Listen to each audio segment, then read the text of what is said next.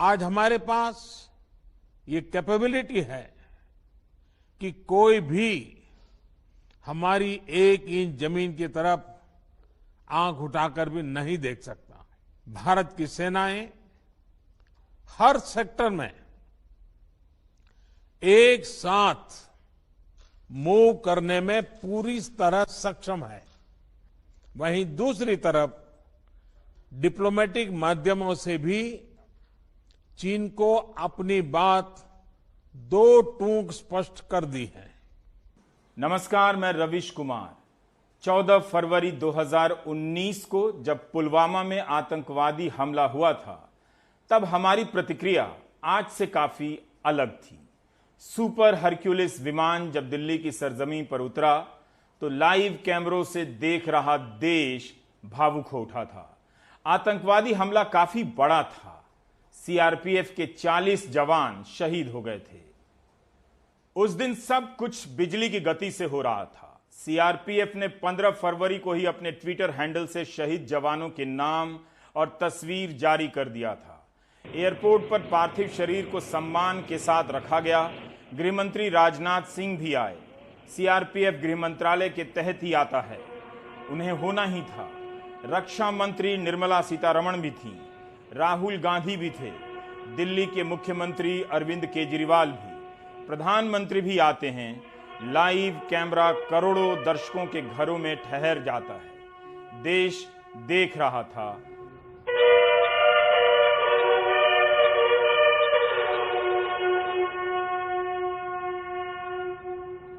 श्रद्धांजलि देने की यह परंपरा नई जैसी थी और सीमा पार संदेश भेज रही थी कि बहुत सहेलियां अब न सहेंगे, सीने भड़क उठे हैं। युद्ध की आशंका की जगह युद्ध का उत्साह फिजाओं में तैर रहा था। एक चुनाव था जो बीच में आ गया था, मगर चुनाव तो कभी भी आते जाते रहते हैं। देश देख रहा था।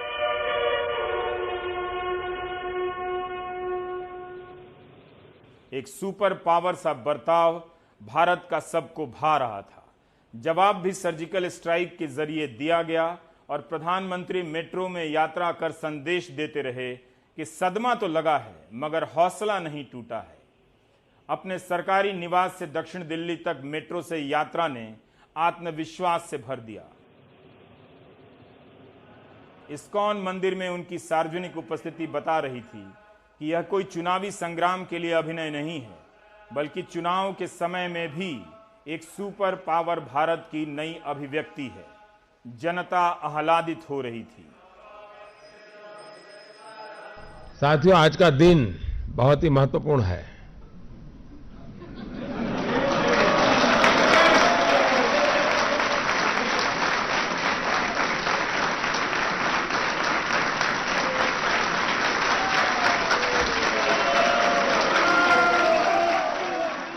किस देश को कब और कैसे जवाब देना है, ये उसकी रणनीति का हिस्सा है, ये उसका अपना चुनाव हो सकता है। लेकिन शहीदों को किस तरह से सम्मान देना है, कम से कम उसकी परंपरा में एक तरह की निरंतरता होनी चाहिए। मौके के हिसाब से उसमें बदलाव नहीं होना चाहिए। जिस तरह की पारदर्शिता कैमरे के जरिए पुलवामा के समय थी, उस तरह की पारदर्शिता अब नजर नहीं आ रही है। हो सकता है कि कोविड-19 एक कारण हो, लेकिन यह क्यों हो रहा है कि 15 जून की घटना के बाद भी कई दिन गुजर गए मगर आधिकारिक तौर पर तस्वीरें तक जारी नहीं की। पंजाब, तेलंगाना, ओडिशा, तमिलनाडु, हिमाचल प्रदेश, बंगाल, यूपी और बिहार के गांवों में शहीदों के पार्थिव शरीर को ले जाने से पहले दिल्ली लाकर श्रद्धांजलि दी जा सकती थी, या फिर लेह में ही राजनेता जाकर सलामी दे सकते थे, या फिर ऑनलाइन के जरिए सारे बड़े नेता सलामी दे सकते थे। इस वक्त भी शहीदों का अंतिम संस्कार राजकीय सम्मान से ही किया गया। लेकिन जिस तरह से चीन की सेना ने सैन्य परंपराओं और मर्यादाओं को कुचला है, उसका जिस बहादुरी से हमारे जवानों ने मुकाबला किया है, वे हकदार थे कि उन्हें भी पुलवामा की तरह सलामी मिलती। जंग से लौटते इन बहादुरों के प्रति भावनाओं में कोई कमी नहीं है, किसी की नीयत में सम्मान की भी कोई कमी नहीं है, मगर लाइव कैमरों के लिए उस इंतजाम की कमी जरूर दिखी जिसके होने से सारा देश और बेहतर तरीके से सबको अलविदा कह पाता। 19 फरवरी 2019 को सेना और सीआरपीएफ की संयुक्त प्रेस कॉन्फ्रेंस होती है। बताया जाता है कि 100 घंटे के भीतर सीमा पार जैश के ठिकाने नेस्तनाबूद कर दिए गए हैं। ये वाकई गौरव का क्षण था। Happy to inform the country that in less than 100 hours we eliminated the JEM leadership in the valley which was being handled by JEM from Pakistan. Anyone who has picked up gun in Kashmir will be eliminated unless he surrenders. Pulwama के वक्त बदला ही नहीं लिया जाता है, बल्कि हर बात बताई जाती है। गजब की पारदर्शिता थी उस वक्त। लेकिन 15 जून की घटना के बाद 19 जून आ गया, अभी तक सेना की तरफ से या रक्षा मंत्रालय की तरफ से कोई भी आधिकारिक प्रेस कॉन्फ्रेंस नहीं हुई है। मीडिया के अलग अलग हिस्सों में आधिकारिक और गैर आधिकारिक सूचनाओं में काफी अंतर दिखाई देता है। सेना वही बात जो मीडिया के कई अखबारों में गैर आधिकारिक रूप से छप रही है, आधिकारिक रूप से क्यों नहीं कह सकती है? जो हिंदू अखबार का पहला पन्ना कह रहा है, दिनकर पेरी और सुहासिनी हैदर की बाईलाइन स्टोरी है। हेडिंग में ही साफ है कि चीन ने 10 सैनिकों को कब्जे में कर लिया था, उन्हें छोड़ दिया गया है, मगर इसकी सूचना तो आधिकारिक तौर पर नहीं दी गई। 18 जून की शाम सेना का यही बयान था कि चीन के कब्जे में कोई सैनिक नहीं है। 19 जून की सुबह खबर छपती है कि 10 सैनिक रिहा किए गए हैं। 10 सैनिक चीन के कब्जे में थे, ये बात नहीं बताई गई, कारण जो भी हो। लेकिन हैरानी होती है कि इस 10 में से एक कर्नल और 3 मेजर स्तर के अधिकारी थे।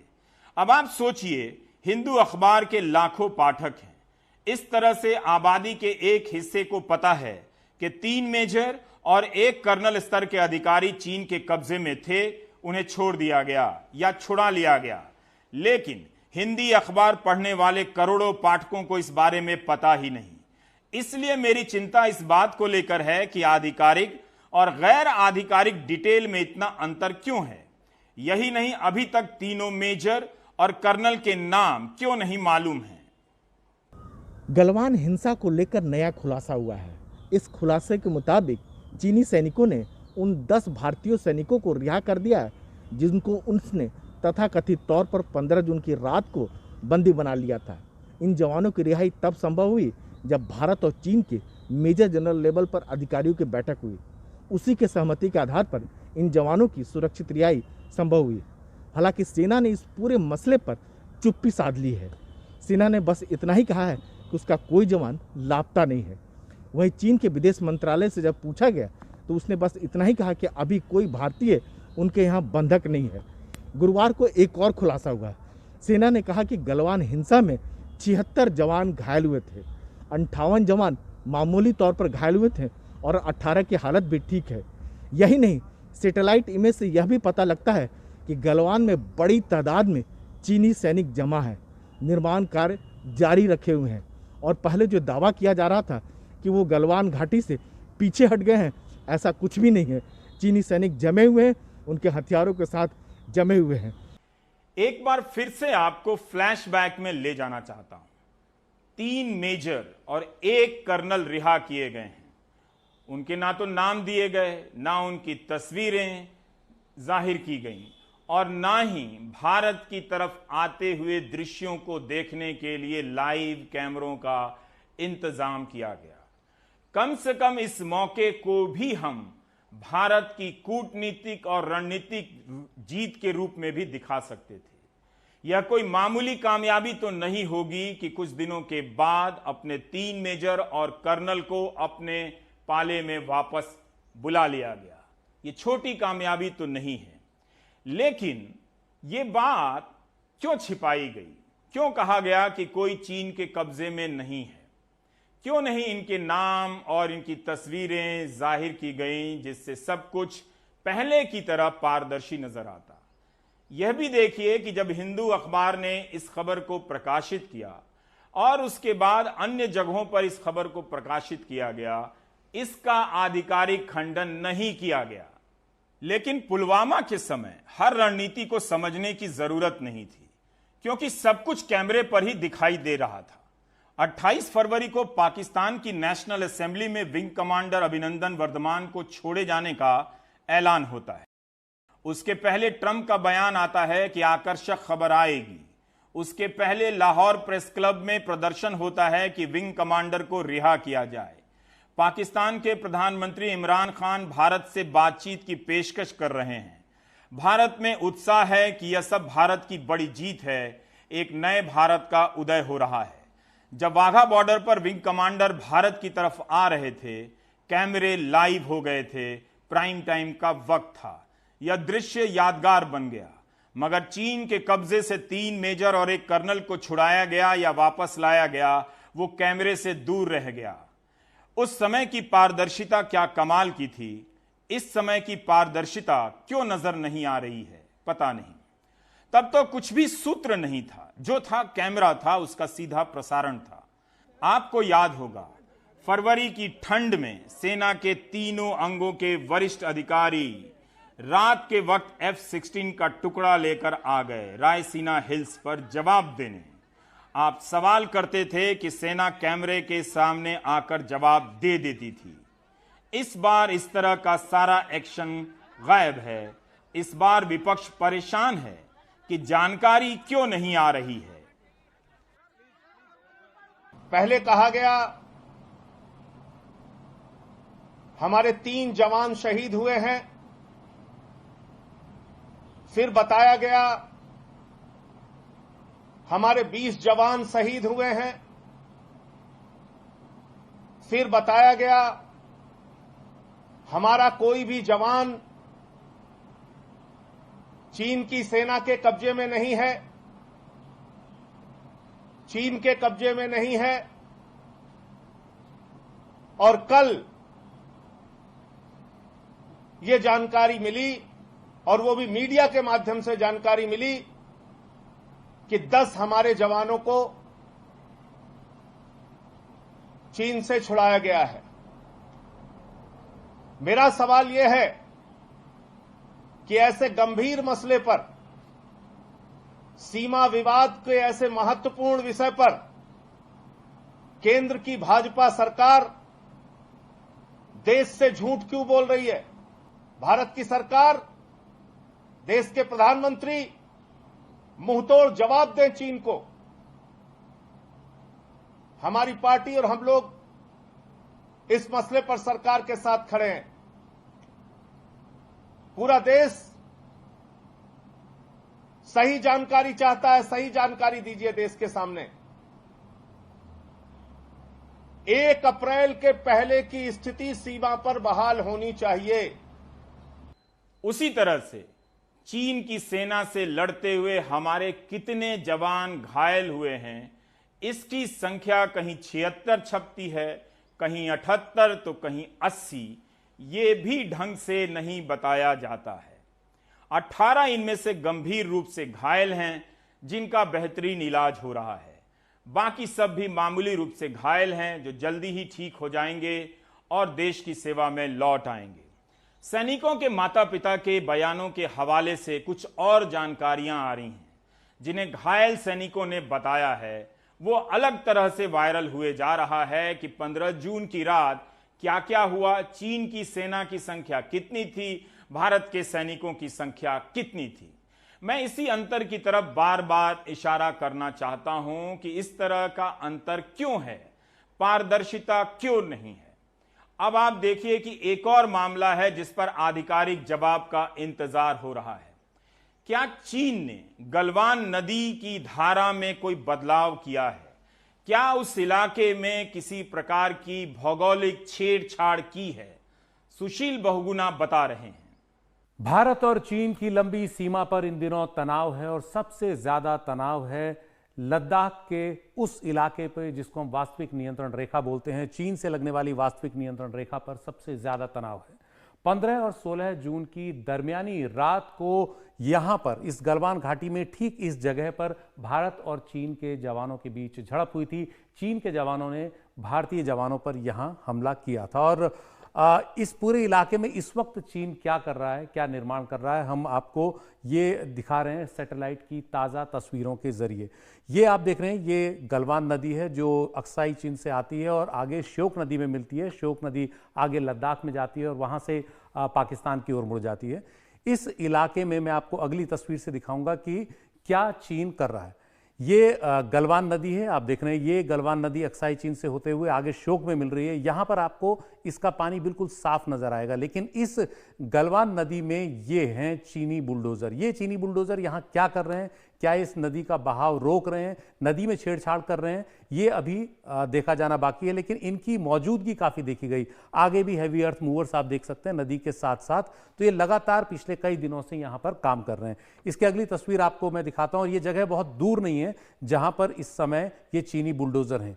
ये चीनी बुलडोजर नदी में इस जगह पर हैं और ये वो जगह है जहां पर झड़प हुई थी। आगे श्योक नदी है और यहीं पर भारत और चीन के जवानों की झड़प हुई थी। तो वहां से बमुश्किल 600 मीटर की दूरी है जहां पर बुलडोजर इस वक्त लगे हुए हैं। वो क्या छेड़छाड़ कर रहे हैं नदी गलवान नदी के साथ, इसकी हमें अभी जानकारी नहीं है, लेकिन आपको ये दिखाते हैं अब कि इस जगह पर चीन की मौजूदगी किस तरह की है। ये आप देख रहे हैं बिल्कुल गलवान नदी के पास बमुश्किल 1 किलोमीटर की दूरी में ही उस जगह से जहां झड़प हुई थी LAC से, ये हैं चीनी जवानों के लिए बनाए गए बंकर। इनमें कई प्री फैब्रिकेटेड हट्स हैं जहां पर चीन के सैकड़ों जवान रह सकते हैं। तो ये चीन ने इस तरह से वहां पर अपनी मौजूदगी, अपनी तैनाती इतनी ज़्यादा बढ़ाई हुई है। ये ठीक लगभग 1 किलोमीटर से ज़्यादा दूरी नहीं है इसकी LAC से उस जगह पर जहां भारत और चीन के जवानों की झड़प हुई थी। एक और सैटेलाइट प्लैनेट लैब्स की ये तस्वीरें हैं और ताज़ा तस्वीरें हैं झड़प के बाद की। एक और तस्वीर आप देखिए, ये श्योक नदी है। श्योक नदी की घाटी में किनारे आप देख सकते हैं सैकड़ों वाहन खड़े हैं, सैकड़ों वाहन हैं यहाँ पर, और ये बता रहे हैं कि चीन ने किस तरह का यहाँ पर तैनाती की हुई है, किस तरह से वो अपने जवानों को यहाँ वाहनों में भरकर लाया। और इसमें कई बड़े ट्रक्स भी दिखाई दे रहे हैं छोटी गाड़ियों के साथ साथ, पूरी लाइन लगी हुई है और इससे पता लगता है कि वहाँ सैकड़ों चीनी जवान इस वक्त तैनात हैं। तो ये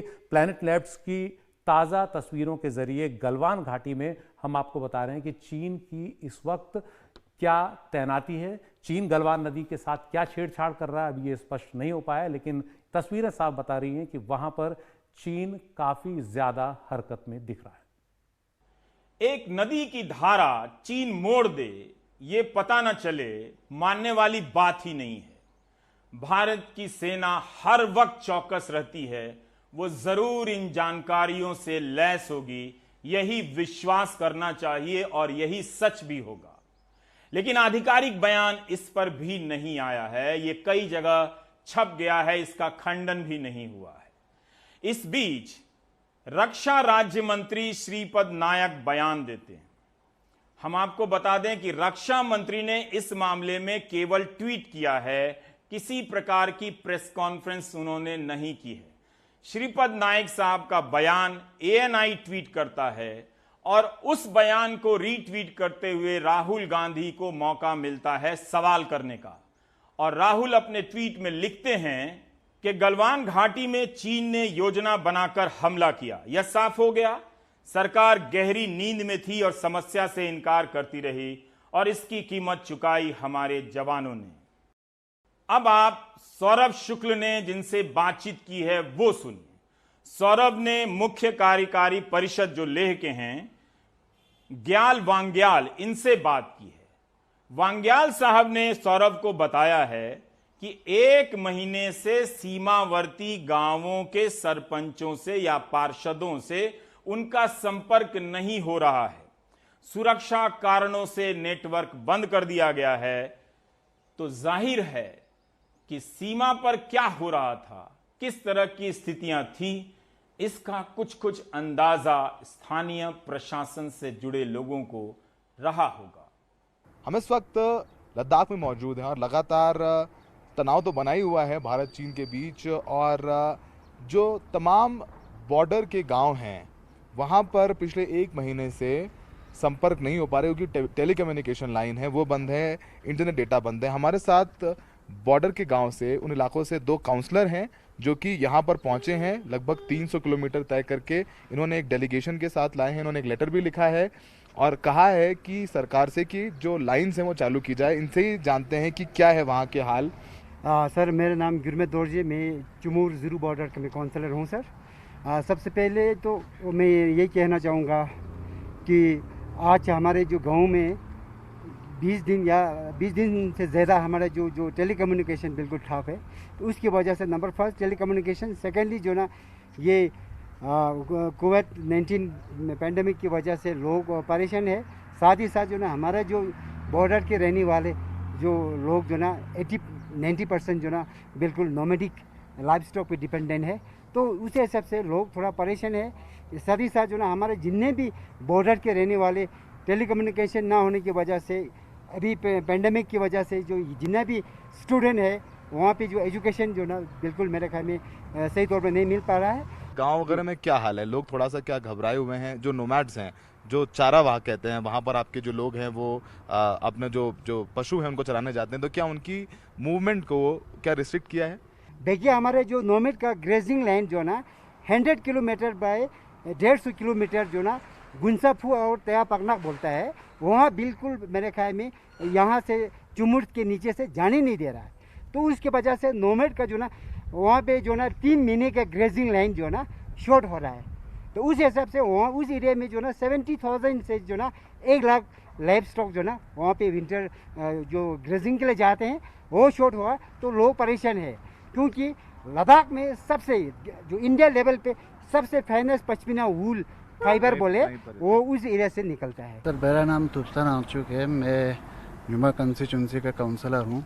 तो मेरे कंस्टिट्यूंसी के अंदर में भी तो देमचौक जो मेन जो ज़ीरो बॉर्डर है, हनले जुरसर है, फिर सागा है, तो सारे last village to the border वहाँ पे कॉन्स्टिट्यूंसी है। जी। सर, क्या हालात हैं वहाँ तो पर अभी तो हालात तो ऐसा गलबन जैसा तो नहीं है, तो फिर भी हम सारे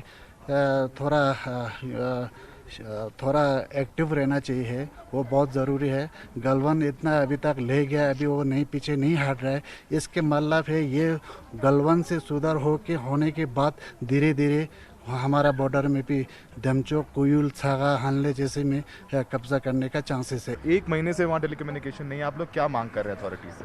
सर, टेलीकम्युनिकेशन का आजकल है ना 21st सेंचुरी है।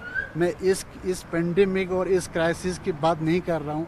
हमेशा हमारा टेलीकम्युनिकेशन तो हमारा बॉर्डर के लिए बहुत ज़रूरी है। टेलीकम्युनिकेशन तो हमारा बेसिक जो चीज़ है।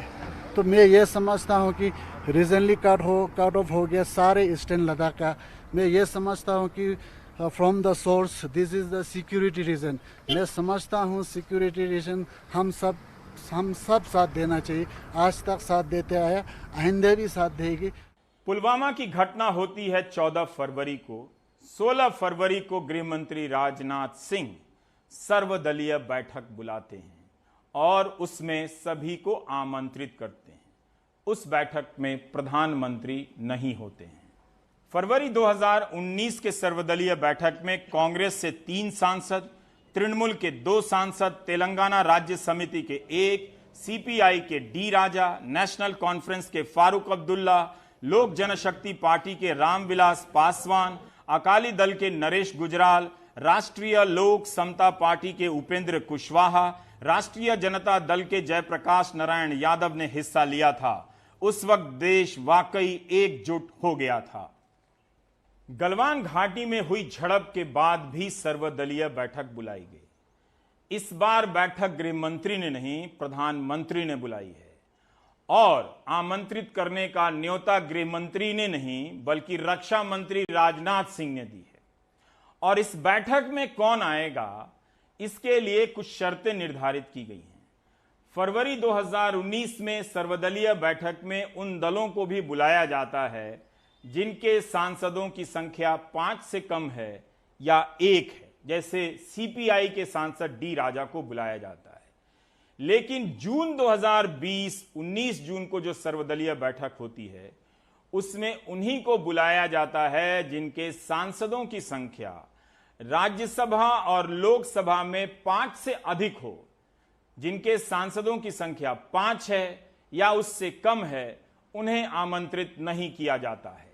मेरी पार्टी को कोई न्योता नहीं है और मैं नहीं समझता किस आधार पर निर्णय लिया गया।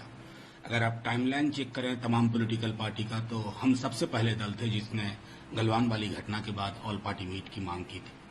प्रधानमंत्री जी ने मीटिंग को तय किया, वो भी खुशी की बात है।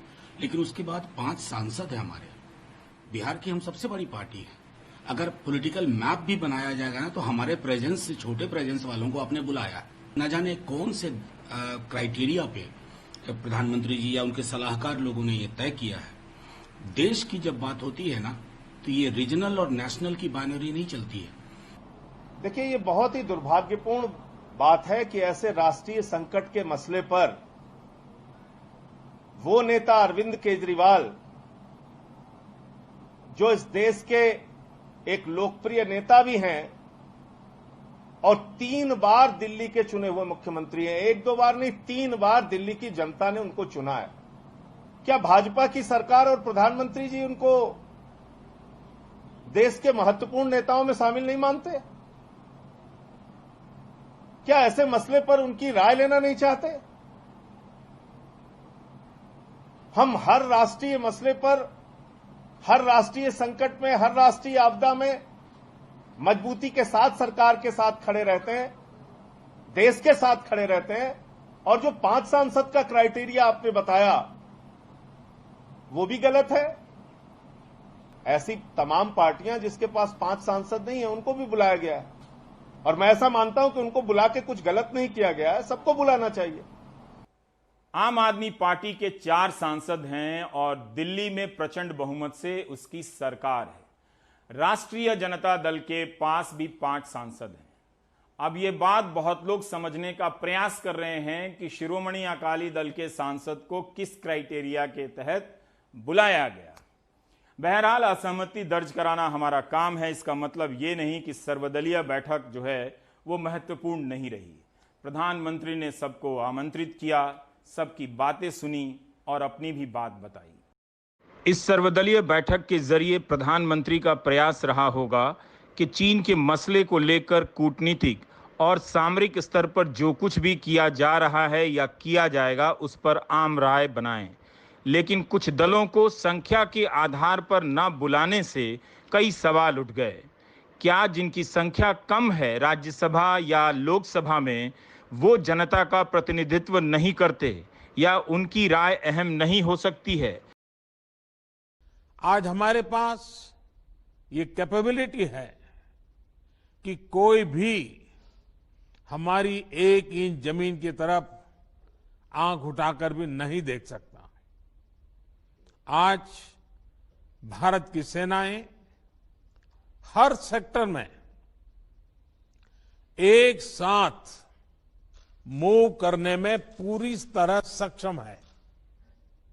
ऐसे में हमने जहां एक तरफ सेना को अपने स्तर पर उचित कदम उठाने की छूट दी है, वहीं दूसरी तरफ डिप्लोमेटिक माध्यमों से भी चीन को अपनी बात 2 टूक स्पष्ट कर दी है।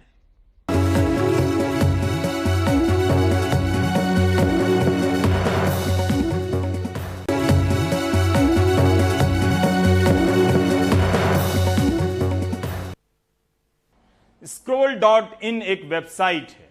इसकी संपादक हैं सुप्रिया शर्मा। उन्होंने बनारस से एक रिपोर्ट फाइल की। सुप्रिया ने उस गांव से रिपोर्ट फाइल की जिसे प्रधानमंत्री ने गोद लिया है। वहां के लोगों ने अनाज की कमी की शिकायत की थी। क्या यह बहुत बड़ी बात है जिससे कोई आहत हो गया? सुप्रिया के खिलाफ एफआईआर कर दी गई है। यही नहीं, इंडियन पिनल कोड के अलावा उन पर SC/ST एक्ट भी लगा दिया गया है। यूपी पुलिस ने पत्रकार और Scroll.in की संपादक सुप्रिया शर्मा के खिलाफ एफआईआर दर्ज की है। पत्रकारों और मीडिया वॉचडॉग संस्थानों ने इस पर नाराजगी जताई है। Global press freedom watchdog the committee to protect journalists का कहना है कि प्रधानमंत्री के संसदीय क्षेत्र पर खबर को लेकर एक पत्रकार के खिलाफ आपराधिक जांच शुरू करना सीधे धमकी जैसा है और ये पूरे देश में पत्रकारों को डराने वाला संदेश देना है। एक और press freedom body reports without border का कहना है कि एफआईआर भारत के पत्रकार को डराने की कोशिश है। सुप्रीम कोर्ट के पूर्व जज मदन लोकुर ने एनडीटीवी से कहा है कि एफआईआर दुर्भाग्यपूर्ण है। प्रेस की आज़ादी, अभिव्यक्ति की स्वतंत्रता खतरे में है। वहीं वरिष्ठ पत्रकार नीलांजना रॉय ने ट्वीट किया है कि न्यू इंडिया में कुछ भी हो सकता है। पत्रकार जो फेक न्यूज़ स्टूडियो में फैलाते हैं, कोई समस्या नहीं। पत्रकार जो ग्राउंड पर काम करते हैं और पीएम के क्षेत्र से रिपोर्ट करने की हिम्मत रखते हैं, कड़ी निंदा और एफआईआर। वरिष्ठ पत्रकार मृणाल पांडे ने ट्वीट किया है कि सुप्रिया शर्मा सरीखी, प्रखर और ईमानदार पत्रकार पर ऐसी कार्रवाई होना साफ सुथरी पत्रकारिता और अभिव्यक्ति की आज़ादी के सभी पक्षधरों के लिए बहुत अफसोस और चिंता का विषय है। सुप्रिया शर्मा ने वाराणसी में प्रधानमंत्री के गोद लिए गांव पर स्टोरी की। उस खबर में लोग खाने की कमी की शिकायत कर रहे हैं।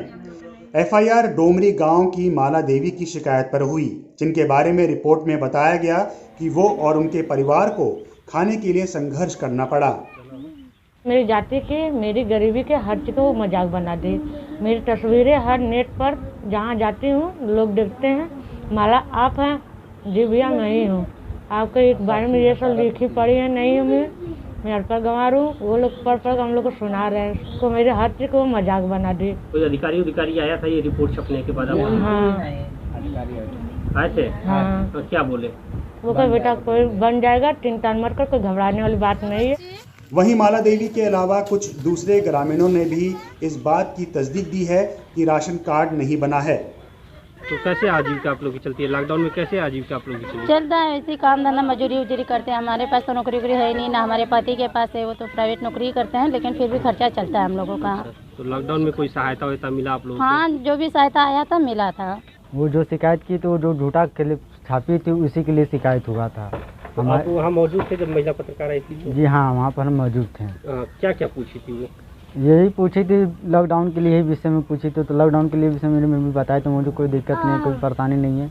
तो मेरी मम्मी फिर पूछी राशन कार्ड के लिए विषय मम्मी बताई हमको, उनको बताई हैं। तो बस यही कुल बात हुआ। फिर क्या लिखी क्या नहीं लिखी ये हम लोग उसके देखे नहीं।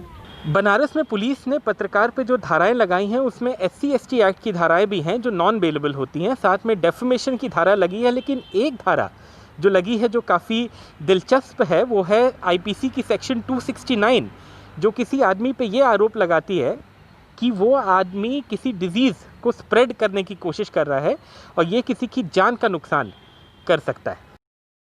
वहीं अपने बयान में स्क्रोल ने कहा है कि वो अपनी स्टोरी पर कायम हैं और एफआईआर स्वतंत्र पत्रकारिता को चुप कराने की कोशिश है।